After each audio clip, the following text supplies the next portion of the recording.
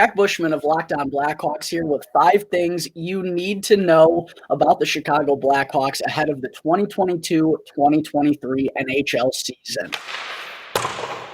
First and foremost, it's probably not going to be a very pretty ride, but that should be expected because the Blackhawks front office, ever since Kyle Davidson has stepped in as the new general manager, they're clearly focused on the long term and being very patient with their approach right now. And while Kyle Davidson will never openly admit to tanking or trying to win the Connor Bedard sweepstakes in the 2023 NHL Draft, it's pretty clear what's going on here when you take a look at the Blackhawks roster on paper. It's not very good, so don't expect the Blackhawks to be playing much meaningful hockey this season, but that's okay because this rebuild is going to be a long process. This is the first year of it, and he's got to trust that things are going to be better in 3, 4, 5 years down the road. Second, this could be the last season that Jonathan Toews and Patrick Kane spend with the Blackhawks. Both are currently in the final year of their deals with the team, and just kind of given the direction the franchise is trying to head in, it just doesn't match up with the aging icons of the Chicago Blackhawks and Jonathan Toews and Patrick Kane. So as badly as a lot of folks want them to stay, myself included, it just ultimately does make more sense for the Hawks to try and move them to get more assets. Now, apparently they're not going to approach Toews and Kane to waive those no-movement clauses. That's something they're going to have to bring up to the front office.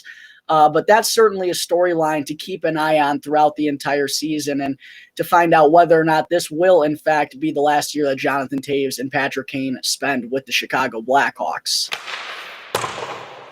3, the Blackhawks have a new head coach behind the bench this season in Luke Richardson, an 1,000-game NHL veteran in his playing days, and I'm really interested to see how this Blackhawks team is going to fare under his guidance. And so far throughout training camp, he's been a breath of fresh air. We've heard a lot of good things from the players. They just really enjoy playing for Luke Richardson, and he's already implemented some really big changes here.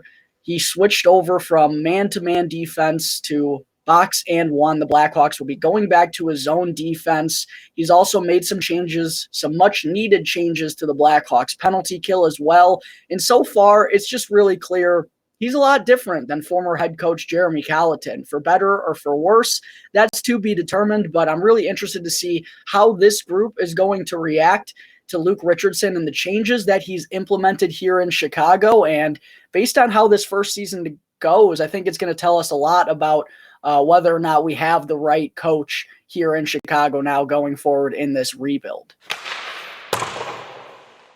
Number 4, there are a lot of new faces for the Blackhawks this year, but they might not be here for a while.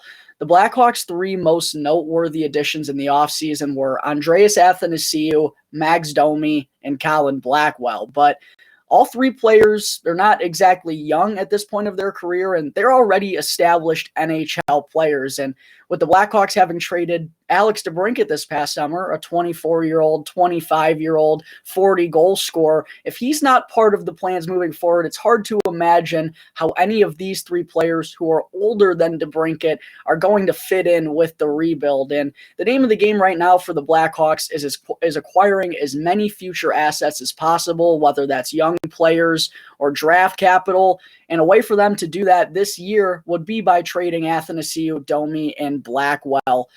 So look for all 3 of those names to be on the trade block when the deadline approaches later on in the spring.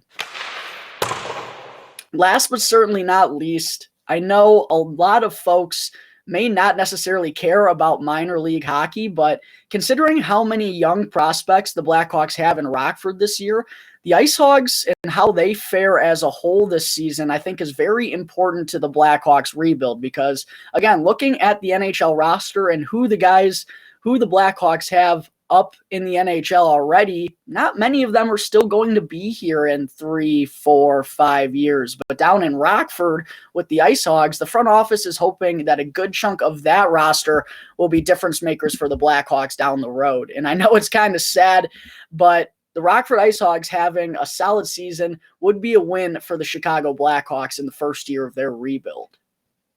You are now fully in the know about the 2022-2023 Chicago Blackhawks. Be sure to subscribe to Locked On Blackhawks for free wherever you get your podcasts and also on YouTube to keep up with the Blackhawks all season long.